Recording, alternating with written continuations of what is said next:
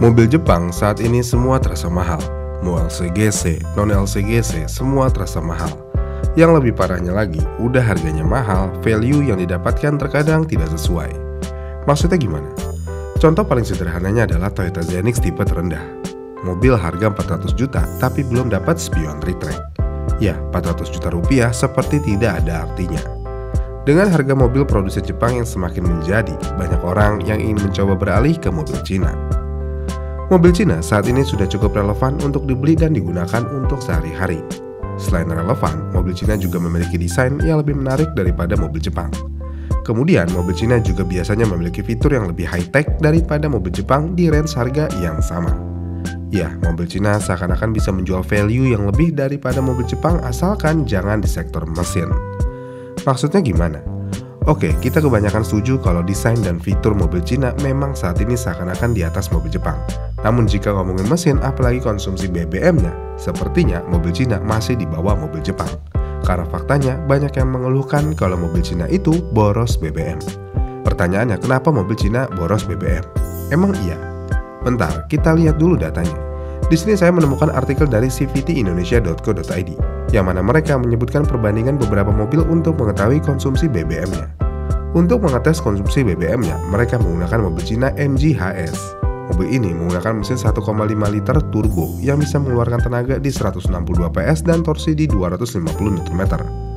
Dengan spesifikasi yang ada, mobil ini setelah dites oleh CVT Indonesia, mereka hanya mendapatkan 10 km per liter dengan kecepatan rata-rata 22 km per jam untuk dalam kota. Sedangkan untuk trek luar kotanya dengan kecepatan rata-rata di 90 km per jam, mobil ini bisa menghasilkan di 13,7 km per liter.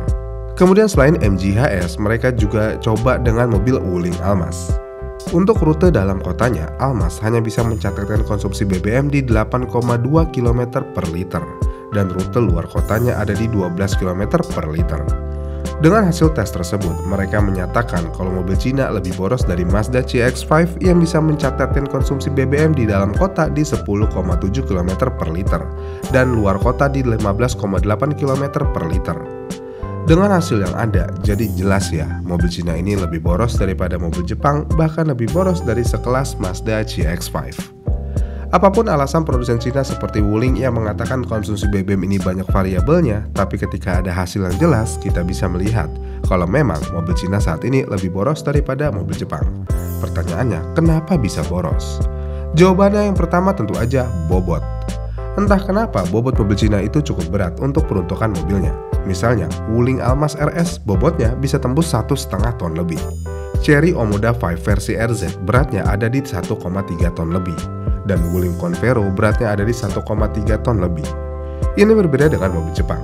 Misalnya, Grand Livina L11 yang bisa disandingkan dengan Convero. Grand Livina L11 memiliki bobot ada di 1,1 ton. Kemudian Honda HR-V yang sekelas dengan Almas bobotnya cuma di 1,2 ton. Dengan adanya hal ini, jadi ya jelas bobot memainkan peran penting di sini. Rumusnya sederhana, jika mobilnya berat berarti beban mesin makin besar. Jika beban mesin makin besar, BBM makin banyak dibakar. Jika sudah begini, tentu aja boros bahan bakar.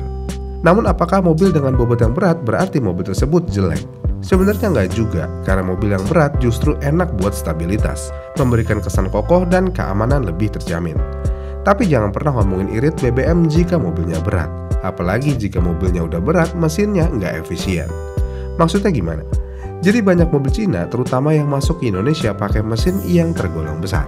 Contohnya 1,5 turbo, 1.6 turbo, bahkan beberapa udah main ke 2 liter turbo.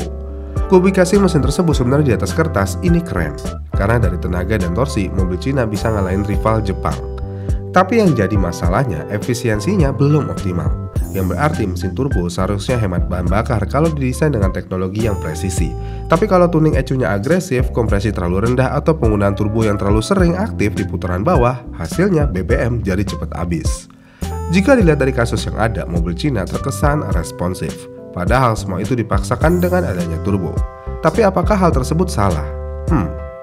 Jika dilihat fungsi dasar dari turbo itu untuk mendongkrak tenaga mesin, sebenarnya ya nggak salah. Karena komponen ini memang digunakan untuk memaksakan dan memadatkan pasokan udara yang masuk ke mesin. Menariknya, saat ini pabrikan berinovasi membuat mesin berkapasitas kecil tanpa harus mengurangi output tenaganya. Alasannya ya tentu aja menghemat dan menekan biaya produksi. Tapi pabrikan tidak mau mesin yang kecil itu tenaganya juga ikut kecil. Maka dipasanglah turbo sebagai solusinya. Dan normalnya mesin dengan turbo ini memang tidak hemat bahan bakar. Kenapa mesin turbo tidak hemat bahan bakar? Jawabannya ya turbo lag. Turbo akan mengalami turbo lag. Apa itu turbo lag? Gampangnya turbo lag itu dimana turbo tidak langsung bekerja saat injak gas. Dan jeda ini dikarenakan kinerja turbo yang digerakkan oleh asap pembakaran mesin. Karena adanya turbo lag ini, mesin jadi harus bekerja ekstra untuk akselerasi kendaraan yang berat dan untuk mencapai tenaga optimal harus injek gas lebih dalam dulu, sehingga berpengaruh ke konsumsi BBM. Dengan turbo yang memiliki turbo lag dan bobot yang sangat berat, tentu aja ini adalah kondisi sempurna untuk menjadikan kalian sahabat Pertamina. Belum lagi kondisi ini diperparah dengan kondisi CVT-nya. Diketahui sejauh ini, beberapa mobil Cina masih pakai transmisi CVT atau DCT yang tuningnya belum halus. Di beberapa kasus, transmisinya terlalu cepat naik gigi atau malah terlalu lama di gigi rendah. Dan hal ini tentu aja bisa bikin konsumsi bensin jadi nggak efisien, terutama di kondisi stop and go macet perkotaan. Contoh mobil yang mengalami hal ini adalah Wuling Almas generasi awal. Di mobil ini banyak penggunanya yang mengeluhkan rasio gearnya suka bingung saat akselerasi. Kalau udah bingung, bukannya irit, malah bikin mesin meraung-raung yang pada akhirnya bensinnya boros. Jadinya ya, kalau urusan teknologi mesin harus diakui, merek-merek Cina seperti masih belajar dalam hal penyempurnaan teknologi mesin pembakaran. Memang, mereka udah bagus banget di urusan fitur infotainment, ADAS, interior, dan harga kompetitif. Tapi soal mesin, sepertinya masih harus mengejar Jepang yang udah 40 tahun lebih pegang market dan riset. Apalagi kalau kita mau ngomongin teknologi penghematan BBM lebih lanjut, seperti idle stop system, eco mode yang bisa ngatur respon throttle, direct injection VVT, dan lainnya. Namun apakah mobil Cina nggak punya mode begituan? Punya sih kayak eco mode, tapi eco mode-nya kayak nggak ngaruh, kayak cuman gimmick aja, yang berarti nggak benar-benar mengatur secara efektif konsumsi bahan bakarnya. Ya sepertinya Cina lebih baik fokus ke EV aja, karena EV-nya jauh lebih baik daripada mobil combustion-nya. Jadi kesimpulannya kenapa bisa boros, ya semua ini karena bobot, turbo, dan tuningnya. Hampir semua mobil Cina yang berturbo dituning seagresif mungkin. Dikit-dikit turbo aktif, dan ketika macet-macetan tentu aja bensin akan ngocor kayak keran dibuka. Namun jika mobilnya bukan turbo, apakah tidak boros? Ya tentu aja boros juga, sama halnya dengan Innova bensin naturally aspirate. Bobotnya berat, mesinnya kecil, yang pada akhirnya power to weight-nya nggak sempurna. Kalau udah begini, tarikan awalnya ya pasti akan berat. Kalau berat, ya boros. Namun di luar dari semua produk Cina yang boros, saat ini ada beberapa mobil Cina yang konsumsi BBM-nya hampir menyerupai mobil Jepang. Ingat ya, hampir, yang berarti masih di bawahnya. Yang pertama ada Wuling Alves, dan yang kedua ada MG5 GT. Kedua mobil Cina ini terbukti bisa mendekati konsumsi BBM mobil Jepang.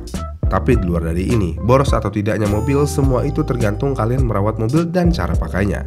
Namun yang pasti, semua tergantung isi dompet. Jika dompet kalian tebal, kalian tidak akan tahu apa itu boros. Yang kalian tahu cuma sering mampir isi bensin aja. Iya kan? Gimana nih menurut kalian? Komen di kolom komentar di bawah ya, dan sampai jumpa di video selanjutnya.